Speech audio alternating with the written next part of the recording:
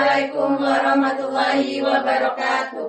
Tabikun. Kami dari kelompok 5 Universitas Terbuka Salgisti ingin melakukan praktikum IPA tentang kelistrikan di bawah bimbingan Bapak Irwan Wijaya MPD yang beranggotakan saya sendiri, Zahra Rahmanika. Saya Dia Seka Putra. Saya Mendia, saya Rita Aryani, saya Junjungan Bangke. Selamat menyaksikan.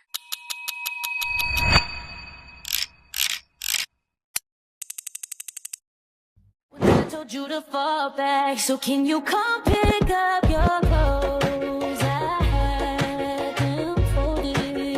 Meet me at the door. Oke, kali ini kita akan melakukan tes kelistrikan paralel, yaitu dengan alat dan bahan.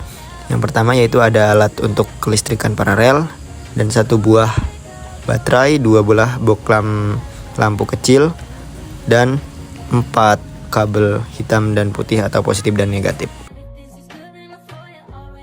Langkah yang pertama, kita pasang boklam lampu pada alat paralel.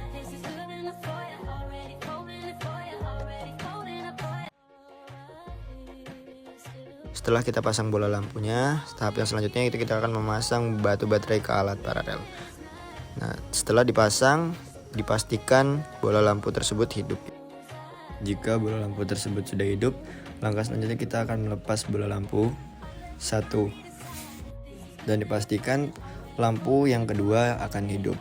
Dikarenakan dalam perangkat paralel ini dia memiliki 2 jalur yang terpisah yang memungkinkan jika lampu satu dicopot, maka lampu yang kedua akan tetap hidup.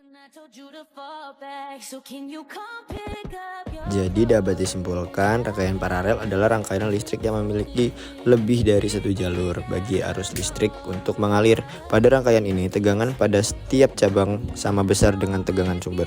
Sedangkan arus listrik terbagi ke setiap cabang sesuai hambatannya. Jika salah satu komponen mengalami kerusakan atau terputus, komponen lain tetap dapat berfungsi karena memiliki jalur arus sendiri. Oleh karena itu, rangkaian paralel lebih banyak digunakan dalam instalisasi listrik rumah dan bangunan karena lebih aman, praktis, dan efisien dalam penggunaannya.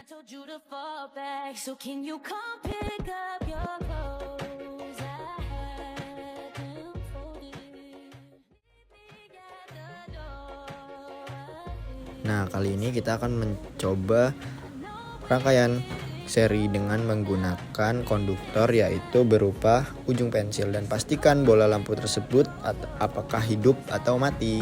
Jika lampu tersebut hidup, maka alat tersebut dapat kita tandai sebagai konduktor karena dia bisa mengantarkan listrik. Yang kedua yaitu kita akan melakukan tes menggunakan kayu.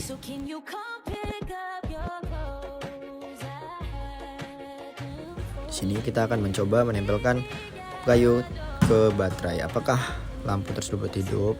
Nah, bisa kita lihat lampu tersebut tidak hidup dikarenakan kayu tidak dapat mengantarkan listrik, dan kayu tidak dapat disebut sebagai konduktor karena dia tidak bisa menghantarkan listrik kepada lampu tersebut.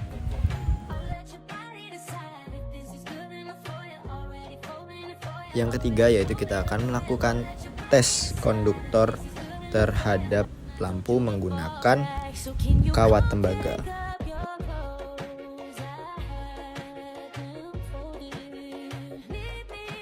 Jika sudah memasang kabel ke kawat tembaga tersebut, mari kita tes apakah dia hidup. Nah, di sini kawat tembaga bisa disebut sebagai konduktor karena dia bisa mengantarkan listrik ke lampu tersebut yang menjadikan lampu tersebut hidup.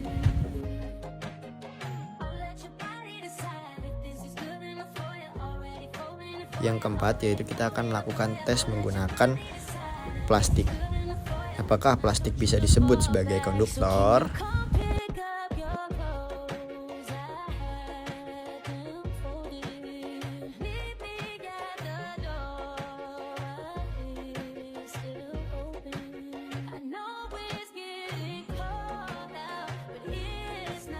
Mari kita lihat sama-sama apakah plastik tersebut bisa disebut sebagai konduktor ataukah tidak. Selanjutnya kita akan menempelkan baterai ke plastik tersebut. Nah, bisa kita lihat plastik tidak dapat menghantarkan arus listrik kepada lampu tersebut, yang menjadikan plastik tersebut tidak dapat disebut sebagai konduktor.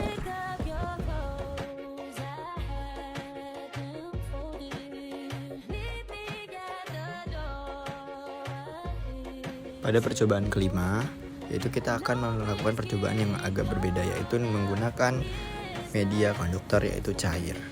Nah, kita bisa melihat reaksi kabel tersebut di dalam air. Apakah di dalam air biasa tersebut dia memberikan reaksi atau tidak?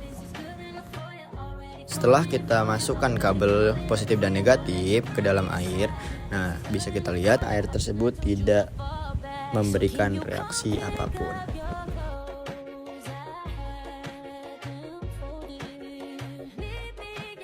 Yang terakhir yaitu kita melakukan tes menggunakan air garam dengan rangkaian yang sama seperti air biasa tadi. Apakah air garam memberikan reaksi kimia terhadap lampu dan baterai dengan menggunakan kabel positif dan negatif? Setelah sudah disiapkan semuanya, lalu kita masukkan kabel yang positif dan negatif ke dalam air garam.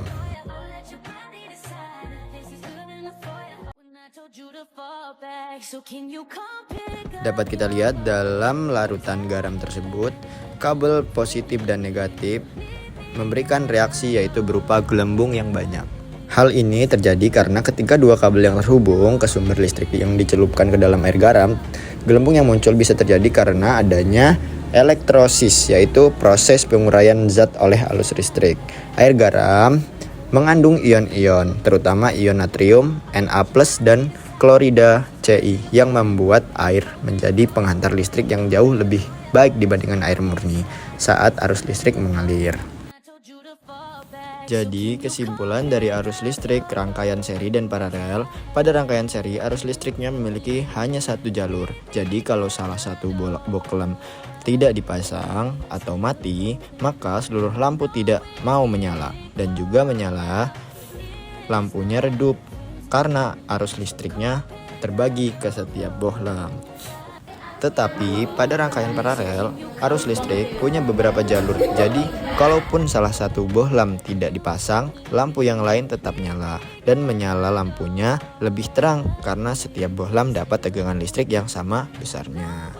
Jadi, itulah kesimpulan dari rangkaian paralel dan seri. Mungkin itu saja video praktikum kelistrikan dari kelompok kami. Kurang lebihnya kami mohon maaf.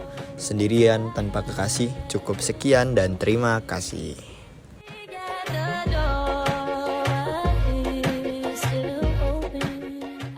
Sekian video praktikum dari kelompok kami akhiri. Wassalamualaikum warahmatullahi wabarakatuh. Jangan lupa JJ dulu.